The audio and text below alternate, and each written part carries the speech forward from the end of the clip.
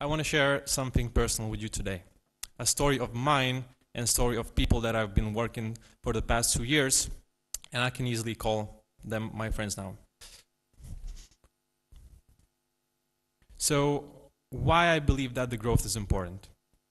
I think that the growth and learning are the fundamental drivers in our life, right? If you think about your personal life, get back to the childhood, when you learned how to drive a bike, when you learned how to swim, how exciting was that? And how many new things you've learned since then? And when it comes to your professional life, think about the things that you've learned in the last 5, 10, or 15 years. How many times you combine different knowledge to come up with some kind of a brilliant idea? And today, I want to share the story, how we developed a personal growth framework in a company based in Barcelona. So where it all started. So I joined a company 2 years ago, and I joined this amazing team of Agile Coaches at Tyform. It was Jaume, Uriel, Juanan, Dino, and me. And we were working with the teams. We were helping the company, the fast-growing startup, to scale, to increase the number of customers, and all the other support. So we were working with marketing, with product development teams, with leadership teams. But at some point, we stopped, and we asked ourselves, what's the reason for us to exist? Why we are here as Agile Coaches at Tyform? And there were a lot of changes. If you see in the previous slide, there were five of us, then it was 3. However, because of having a strong purpose of our team, we were able to adapt to the changes. And the purpose that we had at the company was to enable Tyform to adapt and embrace the change by promoting the mindset of continuous improvement. And that's the North Star. As Suzy mentioned earlier today, sometimes we really need this destination. So we know that we're not going to get there, but at least we need to try to get closer. And it was very inspiring, but at the same time, it wasn't like really actionable. So how could we know that we are getting towards there? And then we tried to identify the impact that we want to make in the company. And it was creating a self-sufficient and healthy teams that deliver value continuously. So basically, that could be the evidence how we can see that we are having an impact. So we should be able to observe the team that are healthy and collaborating well. But the next question that we also had is that how can we connect this purpose and impact with our day-to-day work as an Agile Coaches? And we need to focus. And we just realized that if we focus on our personal growth, we can improve the value that we deliver for the company. Just to give you an example. So imagine if I'm getting better as a professional, I'm getting more skills. So then the team that I'm working with has better chances to become a successful one. And if the teams are successful ones, then the company has, again, higher chances to thrive and succeed. So, the growth model. So we had a lot of great high-level ideas about the impact, purpose, what we want to do, but again, it wasn't really actionable. So we started to look at the potential growth models that could enable our growth. And there are plenty of them in the wild. There's one developed by Medium, by Songkick, and they're there. But the funny thing is that usually the most useful things are just in front of your eyes, but you don't see them. And it happened for us as well. So Agile Coaching Institute developed the Agile Coach Competency framework some years ago, and it was a good start. However, it didn't help us to answer the question where we are today as professionals and where do we want to be. So it was a good foundation, but it wasn't enough. So based on that, we decided to build a compass. So we took all the major competencies of Agile Coach and also broke it down into the levels of competent, proficient, expert, and master. We're going to publish a blog post this week, so you'll get all the definitions of all the levels. But today, I'm just going to give you one example. So I'm going to take the Lean Agile Practitioner competence, and I'm going to explain what does that mean. So basically, the first level is being competent in this area. And what does that mean to be competent? Basically, it's ability to support the team on a daily basis without external support. So imagine you join the team, you know the Agile practices, you can share them, you can teach your team, and that's it. If you go one step further, what does it mean to be a proficient? So it's ability to read the context and the teams as well. So it's not coming to the team and saying, hey guys, these are the things that I've learned, we should do that. It's ability to understand the people that you're working with and helping them to define the things that work best for them. And at the same time, we have some potential indicators. How can you observe that impact? And again, if you go one step further, it's having a better impact. So if you're an expert in that field, you're able to make an impact in different levels of organization. So it's not only working with the teams, but also working with the management or maybe with different companies as well. So that's how we define the expert. And the last level, we define the fourth level as an inspiration, because we believe that the growth doesn't have a finish line. It's a journey. So master level is something that could inspire us, so we could know that there's no finish line. It's just the journey. And for this level, one of the things that you would observe if you see a person as a master, that he or she is a recognized leader, thought leader in the Agile community, in the international one. So as a reference, we can take Mike on, Henrik Nieberg, or one of the Agile Manifesto authors, Jeff Sutherland. So it was good. I mean, we had the model, step one, checked. The other question was how to make it alive and how we can actually grow. So what we did the self-assessment every 6 months.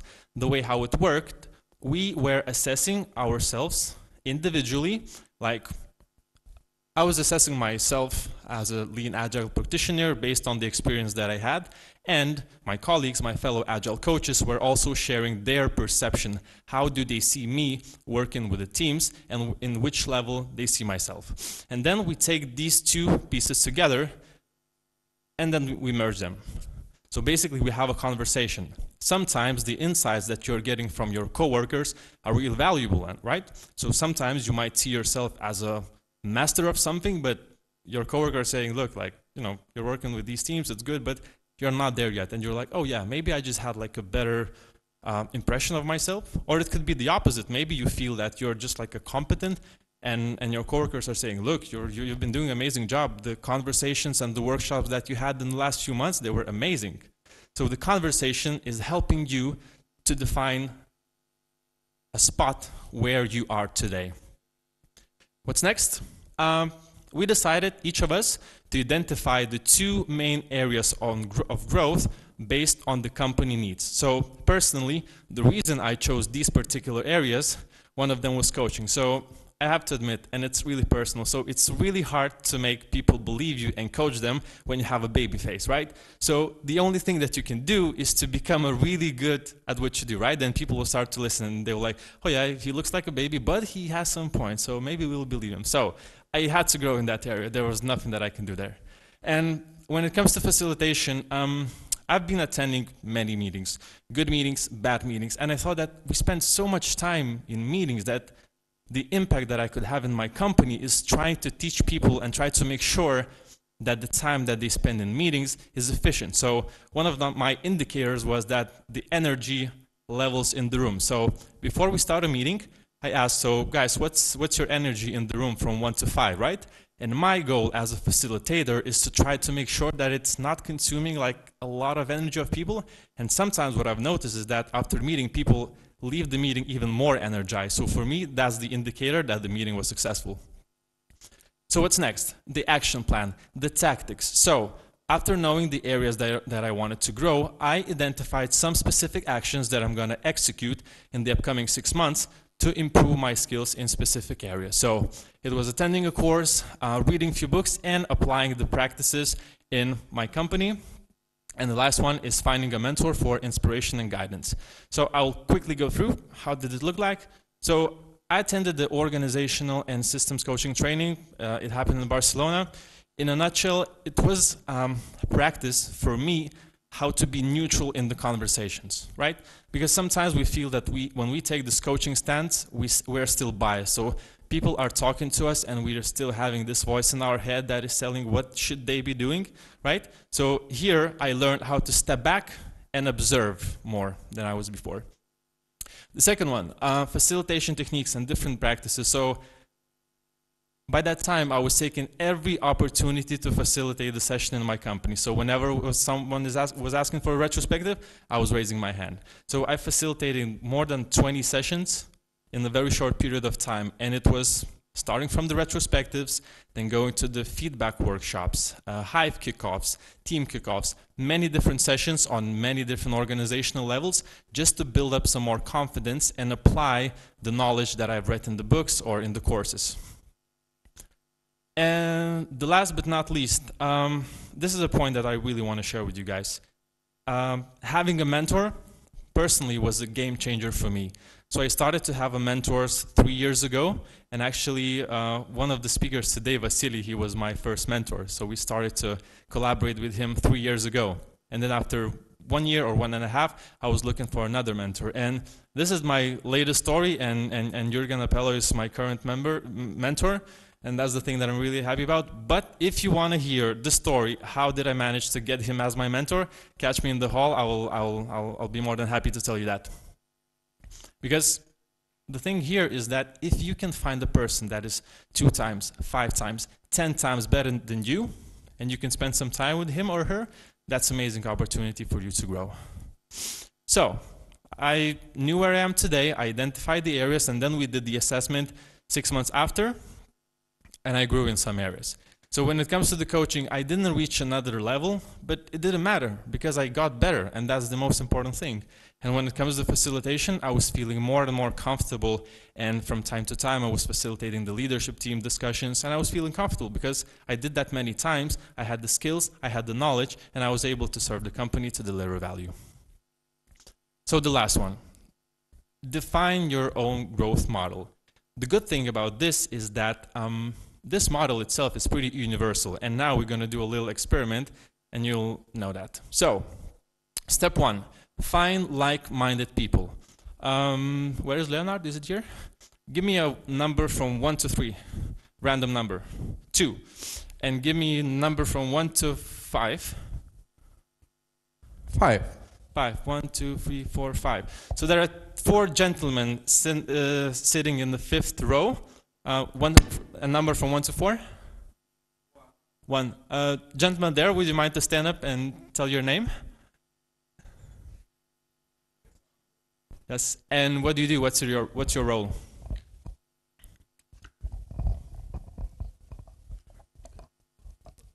What's your name and what is your role? I work as a test engineer. Awesome. Do we have any more test engineers here in the room? Please stand up. Cool. So you two guys, you already defined the mind-like people. These are the people that you can start defining your next growth model with. That's easy. So, step number 2, define the key competencies and levels. So, in our case, as an Agile coach, I have to be good at coaching, mentoring, teaching, Agile transformation, business, technical mastery. It doesn't matter what role do you have. For example, you can be a product manager, right? So, your competencies would be looking like product development, risk management, coaching, lean agile. So these competencies are the ones that could be defined for any kind of a role. Just pick the ones that makes the most sense for you. The third step, with the people that are like-minded with you, have these conversations and try to assess yourselves and put yourselves into specific areas and specific levels, right? So you can understand where you are today and in which areas do you want to grow, so you can define specific action plan. Yeah, the focusing. Few times today already, speakers were mentioning the focus. So when you define your focus areas, that doesn't mean that you're not learning anything outside, right?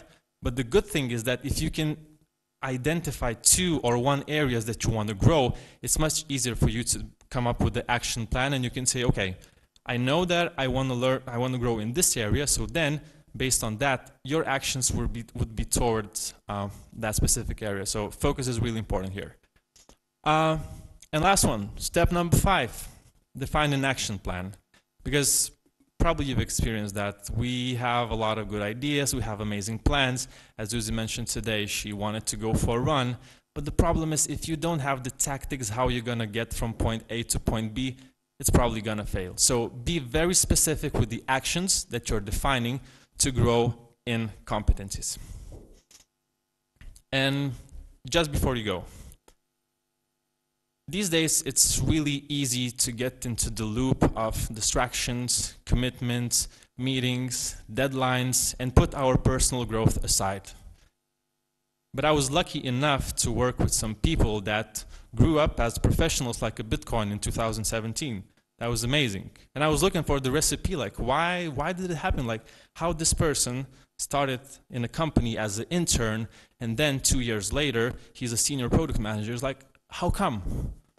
But then I realized that these people, they had this ability to understand what skills do they need in order to serve the company best.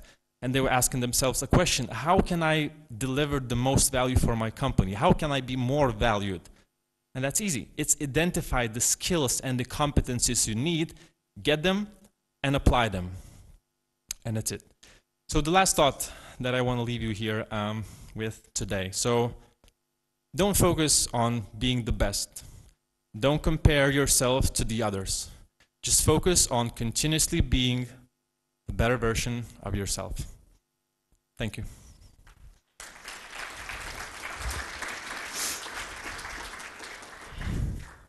Thank you, Paulius. And once again, but this time we have some time left, so maybe we have some questions. Do we? Raise a hand, I will bring a mic. No. Okay, oh, yeah, we have one. Great. Hello, that was a very nice presentation. I have a question about what to do in situations when your company wants you to grow values different than the ones you want to grow. Yeah. So the thing is that you need to balance, right? There are some things that you are interested in personally, but as Vaida said, if developers produce the code that is not delivering any business value, it doesn't make much sense. So again, here it's about balance. So if you have some specific interests of areas that you want to grow, you can share them with the company and find the balance. You know, maybe you can make it like 50-50, like 50% of your time you focus on the things that are the most important for your company, but then at the same time, you express this need to grow in other areas as well. Because it might happen. For example, I've seen many people transitioning from one role to another one. So a person started as an Agile coach and then he decided to pivot to product. And you know, if you think about it, like if you're an Agile coach and you're developing yourself in the product, it's not necessarily the best connection, right? But if you have this need to transition to another role or you want to learn, that's completely fine. It's about finding the balance. One quick question we have here. Cool. Would you like to be a mentor? I would like to meet the person in person first before making a call, but yeah, I don't know who wrote this question. Do you feel brave enough raising your hand? Who came up with this question? There are 4 likes, so there are 4 people who want to do that. Cool, so catch me by the hall and we can talk about it more. I can share also the story about Jürgen and maybe we can come up with something.